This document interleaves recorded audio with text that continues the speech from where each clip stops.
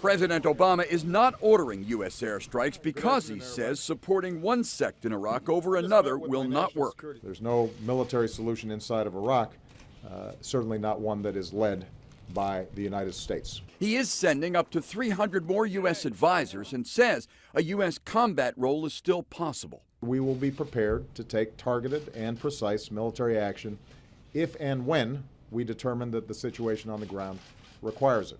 U.S. Navy pilots are already flying surveillance. Republicans wanted airstrikes on ISIS Sunni fanatics threatening Baghdad. Airstrikes are an important factor, psychologically and many other ways. In Iraq today, government forces retook an oil refinery, and more Shiites signed up to fight in what for them is a religious war.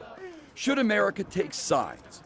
Hundreds of ISIS fighters have U.S. passports and hope to bring the jihad home.